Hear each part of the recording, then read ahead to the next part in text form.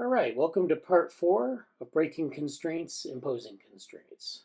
So this is going to be the last part of this talk series. If you want to see parts 1 through 3, they're on the YouTube channel in the playlist. So we're going to talk a little bit more about information theory, and we're going to talk about perception and sensory motor loops, and then we're going to kind of tie things back together. We'll see how we can use some of the things we've developed in the first 3 parts to inform some sort of synthesis.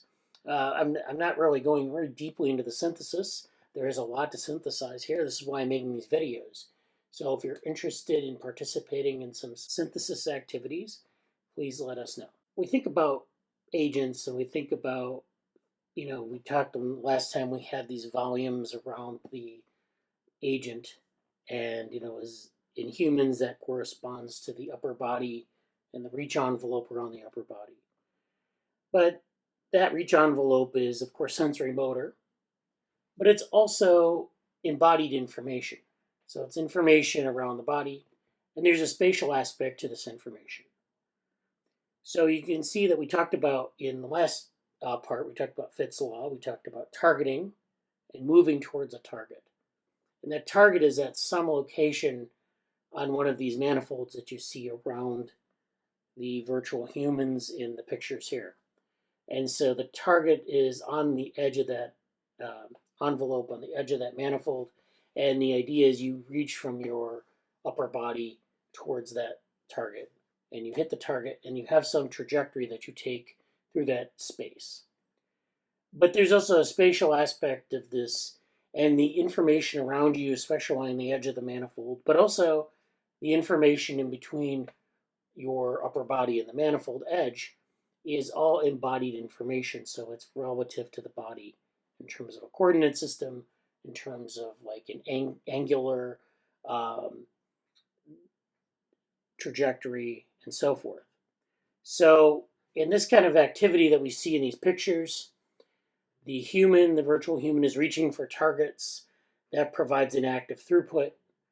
There's an arrival of information from different points in space, and that's a passive throughput. So reaching for something is active. You're moving your arm towards that object, and you're interacting with it.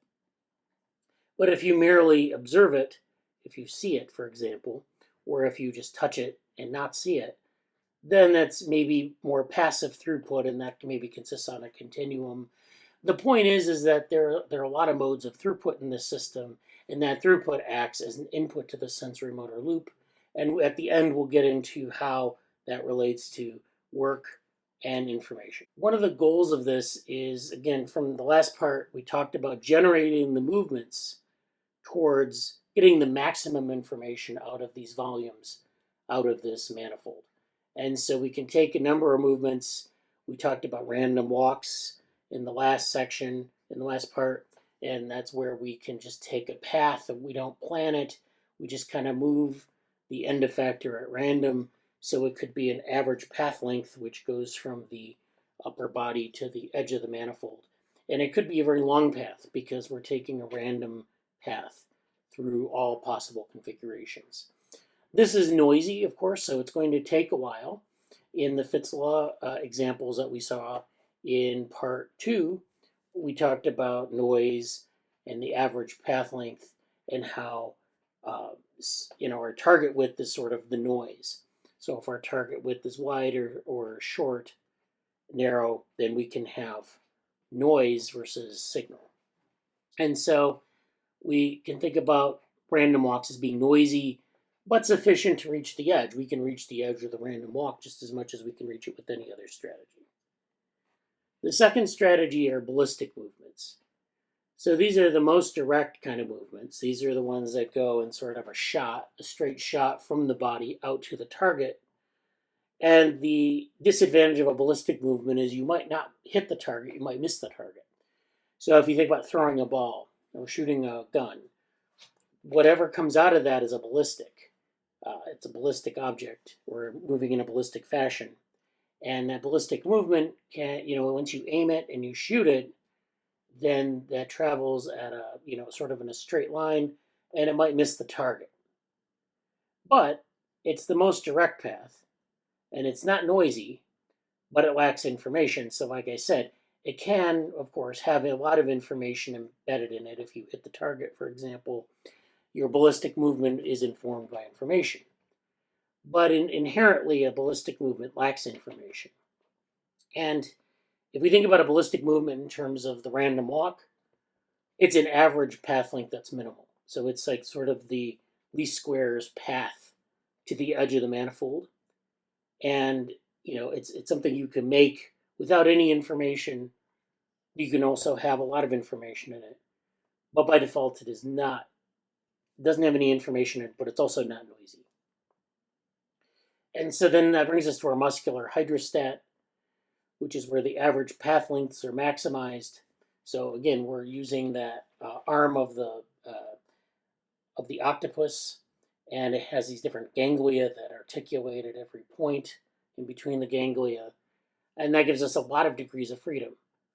So we can actually maximize our average path length. In fact, the muscular hydrostat might explore a lot of the space. It can also manipulate things very finely and then bring them in towards the body of the organism that has the muscular hydrostat. Elephant tusks are another example of muscular hydrostat. So they can grab things with the end of the muscular hydrostat and pull it towards them. And so this is something where we maximize the average path length. It's less noisy because you can actively explore the environment, but there are longer path lengths in general. So these are the three kind of conditions that we have, the three kind of strategies for generating movements towards maximum information. Sometimes we get that information, and sometimes we don't. Now, random walks, I didn't mention information there, but it's a low to a moderate amount of information. So random walks generally don't have any information in and of themselves. They're moving randomly, but you gain information as the walk proceeds. But it does take a long time. Now, it's interesting that we talk about all these things. We talk about them in terms of information, but I haven't said anything about thermodynamic entropy or S parameter. And so we haven't talked about that yet, but you can think about these different conditions and think about the amount of energy it takes to generate these movements. So for example, the random walk takes a certain amount of energy to generate, and the ballistic movement takes a certain amount of energy to generate. And so with the muscular hydrostat. And so you might begin to think, well, if I'm energy constrained, some of these strategies may be unavailable to me. So for example, if I'm energy constrained, I might not be able to do a random walk. I might be able to do a ballistic movement, which doesn't allow me to explore anything, but it allows me to just make a shot and make the best kind of possible thing that I can do at the time. And if I'm really, if I have a muscular hydrostat, I might be able to use that in a limited fashion. And so, this is something that we can think about in terms of organisms and their energy usage and their energy constraints. So, for example, in muscular hydrostats, increased energy use and thus entropy, we talked about parameter S. This translates into exploration, which aids in better manipulation and accuracy. So if you think of your organism as having sort of a optimal balance between energy use and sort of exploring its environment, the muscular hydrostat can balance out those energy use demands with, or the availability of energy with the exploration of the environment. And indeed, you see that muscular hydrostats have evolved in a number of different species, and that we don't exactly know why they use a muscular hydrostat, but we can assume that maybe it's some version of this. The second example speaks to ballistic movements, which conserve energy with respect to exploration, but that energy is expended in producing high-powered movements towards the target. So this is where we can conserve energy. We don't have to explore the space. If we're learning what ballistic movements are sort of better at hitting the target than others, like if we're pitching a baseball and we want to hit the strike zone, we can keep throwing the ball. We can practice a lot. We can learn sort of what kinds of pitches, what kinds of speed, whatever we can learn all the parameters for successfully hitting that strike zone. So as we consolidate our procedural learning of the pitching movement and the successful pitch, then we can consolidate a lot of our energy. So we can minimize our energy over the learning process. We can then, once we learn those movements, we can use ballistic movements to hit the target more often than not, and we're in a better place than, say, if we used a random walk or a muscular hydrostat. This is another example of the reach envelope. And this is the space around the body containing the targets and trajectories to those targets. So this is something out of ergonomics where they have the reach envelope. This is a standing human with a reach envelope. You can see that they have their arms spread out into different configurations. And that envelope is roughly the range of motion for those two arms, kind of coming together or pulling apart, or different degrees of freedom and angles and things like that.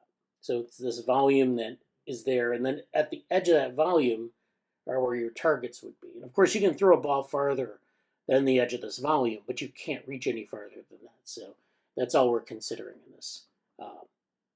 in this summary.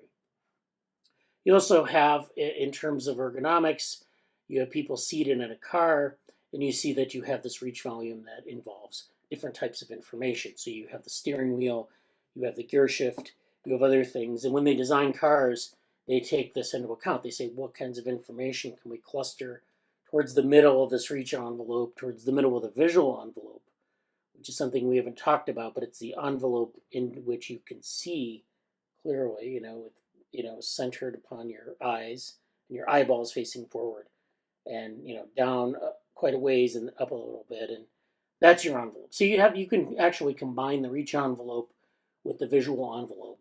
In the case of designing an auto cockpit, this is where they put a lot of the instruments. And so this is, again, this is something that is highly both movement oriented and energetically oriented. So you have the kinematics, which are the movement, and the kinetics. So I mentioned the kinetic chain. Sometimes they call it the kinematic chain, and that translates into this parameter S. But you also have this throughput coming the other way. So you're expending energy outward, you're making these movements, you're trying to make those efficient with respect to energy. And then you have throughput, which is H, of course, is information entropy. So throughput means how much information is coming into your sensory motor system so that you can make accurate movements and informed decisions on what's going on in your environment. So you have this interaction between H and S. But, then we might ask the question, if we have H and S interacting, is this a matter of them just interacting? Or is this a matter of matching them in some way, or mapping one to the other? So can we map H to S? Is H to S isomorphic? And it could be not linearly, it could be non-linearly. We might have some sort of map that we can basically say H corresponds to S under these conditions, or H corresponds to S over a certain region of space, whatever. So we can ask the question, does information throughput match the movements generated? And that is, if I see things in the environment, if I see like where the information is, do my movements match that? Or do I have interference? Perhaps, maybe I see like an instrument panel, but I'm the cockpit of the car is like filled with jello. And for some reason I'm sitting in a pile of jello and I have to reach out and grab different instruments. But I can't really make the movements properly because the impedance of the jello air, or the hydrodynamics of the jello are such that I can't use the movements I would use in air. And so this is something that, if you learn, you can learn the movements, but it takes some time. And sometimes if you're like, say, in a virtual environment where you don't get adequate haptic feedback, but you get visual feedback, where the visual feedback is not aligned properly, then you can't necessarily match your movements to the information. So there are a lot of cases where these are not isomorphic. We think of them sort of superficially as isomorphic, but they're not always that way. And in fact, they're rarely that way. And what learning does is it aligns those two things. So, you might have a case where you generate a lot of movement, but you have low throughput. And in those cases, it's a lot of net entropy being expended. So you have this thermodynamic entropy that's being expended for very little gain in terms of acting upon information. So, again, if we were in that Jello car, we would go through the Jello and we would try to reach for things and we'd struggle to do it, and we'd have to generate a lot of movement and expend energy from our muscles, and we'd be using more energy than is needed to access that information efficiently. And so that's a thing that we can say is non-isomorphic, and we talked about that in the control section of part 1. So go back to that to think more about that. The second point is that you have a lower bound of net entropy. So this means that you typically will have efficient movements to high throughput targets, and lower throughput targets, maybe less efficient movements. But you do have a lower bound of net entropy. So it's like if you really make your movements efficient, especially to those places where you'll be needing to reach most often, you don't use as much entropy. There's a lower bound there, and you reach it. And so there are different conditions under which we can map in thermodynamic entropy to information acquisition in the learning rate. So we've been talking about Shannon information, which is summarized by H. And this is, of course, the variety of things in the world. So if we have an array of 6 things, we'll have 2 things that are blue and 4 things that are red, and there's a certain amount of information entropy there. And we think about that in terms of variety. And we think about the 6 things that we're trying to find the probability of as the ensemble. Now, there are other ways to measure information. One thing that we've done in the group is develop this approach called Gibsonian information. And Gibsonian information is, it's not developed around the imperative of communication channels in, say, something like the telegraph. It's developed kind of from the theories of ecological psychology and ecological perception and things like that. So it's very explicit to that context. So in Gibsonian information, we have this external communication channel, and this is spatiotemporally dependent. So we typically think of our environment as having information in clusters or information imbued in objects that we can recognize, and we call those affordances. And those things are basically clustered bits or elements of information. I don't want to call them bits because that's not really what we're talking about. We're talking about elements of information. They could be discrete units. They could be continuous clusters of things. And so, we can think about it, but one way we can summarize it is to use a Poisson distribution, which we see here. And the Poisson distribution gives us sort of the rate of sort of encountering elements of information and sort of their location in the spatiotemporal world. So if we are driving through a forest and we see trees, we know where the position of the trees to the right or to the left or in front of us. And then, if there's a forest, we have clusters of trees, or if we have a clearing, we have no trees. And so we have these things we're encoding this space as this Poisson distribution, the arrival of elements over time. And so we can summarize that with the Poisson distribution here, and that's IT, that's a function IT. And that function of the external communication channel gets encoded as this GI. And so IT is here, the internal communication channel, and this is basically the Poisson distribution, but transformed by some lag or tau. And it's not the tau that we typically use in ecological psychology. It's a different term. It's from delay differential equations, and so it represents a delay or a lag in the information. So if you think about you're encountering things at a certain rate, you have to sort of sum those together, but you don't necessarily sum them. It could be additive, it could be multiplicative, in which those come together, but then there's also a lag because you don't add those things linearly. You have this lag factor that might discount certain things over others. So it's not a Bayesian it's not a Bayesian perspective. It's more of kind of integrating this with the way differential equations and some other things as well. So we're trying to transform our external communication channel into an internal communication channel, which we can also think of as a representation. And then there's decoding that goes out. So the sensory motor loop is the encoding comes in as the sensory world. The internal communication channel transforms that, and then it's decoded into, say, a muscle movement or something else, and then that uses thermodynamic entropy, or that generates thermodynamic entropy, whereas the external communication channel might generate informational entropy. And we'll go over that in a minute. So Gibsonian information, or GI, is a continuous form of information. This is reliant on motion and flow rather than a variety and an ensemble.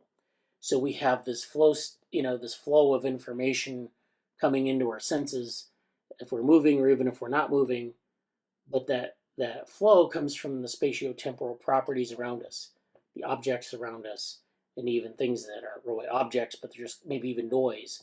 If you see smoke, for example, in the sky, it doesn't really form a pattern, but you take it in as a spatiotemporal array. And so this is definitely different than variety and an ensemble, and it gets treated differently in the equations. We put out this paper in Studies in Computational Intelligence. This was published last year. Gibsonian information, a new approach to quantitative information. So that's the citation. We talked briefly about it, and we're working on a new primer for Gibsonian information, which we'll make available later this month. And we're in January of 2024. So this is, again, an example here on the bottom. This is J.J. Gibson, and you have this optical flow. You have relative motion between the object and the observer, and structure for motion. So if I see a static image of J.J. Gibson, it has different Gibsonian information, or I guess less Gibsonian information than this sort of pasted animation of J.J. Gibson's head, where you're getting the back end of his head in these frames here, and then you get the front end here. So it's a different, structure to the information, and GI should be able to describe that. Briefly, this is our Gibsonian information IT, this function. It's integration of Poisson distributed environmental information, which is generally ordered in time, and that is the stuff you encounter first is treated differently than the stuff you encounter later on, and that's what part of what the lag is about. And so this is the information and throughput. This is our IT function, which goes over time. So you can see that the structure of the environmental information on the edge of the manifold is in different types of clusters. So here, the clusters are above the head to the right and below the head to the left. In the second case, it's around the center of the chest. And in the third case, it's scattered around near the head and down to the right. So as the information structure changes, we can describe those over time. And there are ways to do this in a temporally dependent manner as well. The second part of our term is VDW, and we have locations in space, the distance to target with the target angular orientation. So these are just basically descriptions of their locations in space, and we can have an array of locations from the center of the upper body. In this case, we have distance to width, so dW represents the distance and width of the Fitts law equation. So if we fit those into this representation here in this function, we can get, we can make the link between Fitts law and Gibsonian information. And of course, what that means is just that we have this volume with a target width and a target distance. So there's a distance to the edge of the manifold. There's a width of the target, and then an angular location. So, it's a certain angle from either the eyes or the center of the chest or wherever you want to center that volume. And then finally, tau, which is lag or delay in internal processing. So that internal model, as I showed, it's that environmental information represented by the Poisson distribution, and then it's lagged by a certain amount. And so that's the temporal aspect. The It's lagged temporally, or it could be lagged spatially as well if you have something that's moving in space where there's some asymmetry in space. If we think about this in terms of our feedback controller for feedback, we have A and B once again, like we saw in part one, and we have a certain number of elements in there. In A, we have 3 elements. So instead of dividing the controller into discrete states, we just have these different elements of information that are sort of in this spatial configuration. So it looks like a domino, but A has this configuration and B has another configuration. B has a more dense configuration of elements than A, so that's important. That's roughly corresponds to our discrete states that we had in the first case. So this is where we have low GI, which is here controlling a marginally higher GI. So this is B controlling A. And density and motion can assist in building order, but does a poor job of regulation. So density and motion can build order, but it doesn't do very much with regulation. So this is, more ordered than this because it's revealing more of the underlying structure, but it does a poor job of actually regulating because it doesn't have the information here that we might need.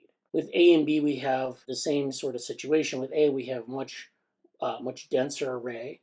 It's clustered more. And in B, we have very little. And so now A is controlling B. This is where we have a high degree of Gibsonian information controlling a low amount of Gibsonian information. So A controlling B. And then in this case, acquisition imposes order on the internal model. So this is where as we acquire more information, it imposes order on the internal model. This allows for good regulation, but sometimes regulation that's spurious. So A would allow us to control B, but the feedback from B would sometimes provide spurious information to A or spurious cases to A, so that it would be harder to control B under certain conditions. Finally, we can ask a question: how much energy does it take to process information from the environment? And of course, we have our 2 forms of information, our Gibsonian information, GI, and then H, which is our Shannon information.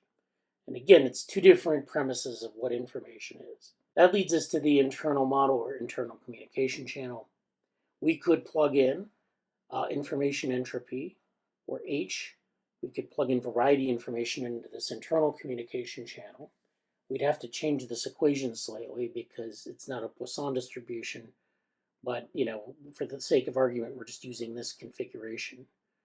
And then we have this decoding step where it gets decoded. So you can see that if you're using Gibsonian information or Shannon information, the decoding is going to be different, the internal model is going to be different. But also, for different amounts of GI and for different amounts of H, our control over our sensory motor loop will change. But that's not the interesting part. The interesting part is where we get to how much energy does it take to process information. So we have our S, which is our thermodynamic entropy, and that constrains our GI and H, our information parameters. And that leads to E. E, as you recall from when we were talking about Landauer's principle, is the ability to erase things or insert information into an array. And so this takes a certain amount of energy. What we're specifically interested in is this internal model. So if we're missing information in GI or H, how do we imprint information or how do we erase information to make this mapping between the environment and the internal model isomorphic? This is, again, how much energy does it take to erase or replace one element or bit of information in the internal model? So we can change our original question to explicitly say, how much energy does it take to erase or replace one element or bit? So if we're using GI, we're using elements. If we're using H, we're using bits. And so that's what we're doing. We're changing the internal model. We're, again, doing work instead of worrying about S. So we've changed our S parameter to work. And then we're doing work on this information, GI, H, and then we're producing an erasure criterion. Now we have an open system instead of a closed system. And having no input, now we have continual input. We're producing bond energy. And some of that is being dissipated as heat, but some of it is being used as work. Work, or W, up here, is the derivative of S, or thermodynamic entropy. And that comes from an open system with enclosed metabolism, because we can have a system that's open but also has an energetic enclosure. And in this case, we're worried about enclosed metabolism because that constrains energy in our work to a certain set of things. So if we look at this very simple model of a system on a planet where we have living things, we're going to have these closed systems, which are kind of bags of reactions, and reactions that just happen kind of out in the open. And so we have the sun on our planet. We have these open systems here, these patches of open system. These are ironically enclosed things, but they're open systems because they have a continual flow of energy. So we can have closed systems, we can have open systems. And this patch here, this kind of zooms into this patch. We have inputs of chemistry, sun and water, and that gives you, basically energy, things to run reactions, and then, thermodynamic entropy results from that, or S. So we get this bond energy, it gets dissipated as heat or waste of some type. But we also we can transform this into like food for other organisms. We can have interactions between these closed units, and we can have other things that result. So there's work being done. So we can have this kind of system where we have an enclosed metabolism. We can go back to that and say, what is the energy that it takes to remove or replace one element or bit of information in this system. So then we have a better framework for answering that question. We also have replication of these enclosed systems. So replication produces more of them, and entropy is expended, but also this E, which is the erasure criterion, changes as we have replication. So oftentimes we'll have to erase things or put things into a reaction or a genotype or something. And so entropy goes up and down over time. In an open system like this, entropy might peak, crest at a cell division, and then go down as the cell sort of gets established. And as entropy goes up and down, so does this erasure criterion. And then, of course, time is irreversible. So this process here is irreversible with respect to entropy, but also with respect to this erasure criterion. We can't go back and replicate an earlier state. We don't go forward. And to do that, we need to erase certain amounts of information or replace certain information. And so something like a mutation rate is kind of an example of this, where we need to have, or we generally have them at random. It's something that requires energy. It's something that also produces information. And so again, we can put this in the framework of Landauer's principle. So this is Landauer's principle, but we're using it now as an indicator of transformation or memory capacity. So we can not only think about this in terms of biochemistry, but we can think about this in terms of a memory capacitor. And so, we can think about it in terms of a neuro-inspired system like a memristor, or we can think about it as very simple memory in a biochemical system, or a number of ways that we can think about this. So again, we have our S, which is thermodynamic entropy. It affects the informational parameters, and then it goes to this erasure criterion. And so how much energy does it take to erase or replace one element or bit of information in the internal model? It depends on your your parameters from your thermodynamic entropy, your temperature that you're operating at, so for higher temperatures or lower temperatures, and then you're basically log transforming the information, the bits, or in the case of elements, we could use a number of different log transforms. But we have to do a log transform because we have to normalize it. But that's our erasure criterion, and we can look at that for a number of different open systems that are have enclosed metabolism and have enclosed internal processes. So that brings us to the end of our series. You can stop paying attention now. We have 4 videos that we would like to highlight. They're in the appropriate YouTube playlist.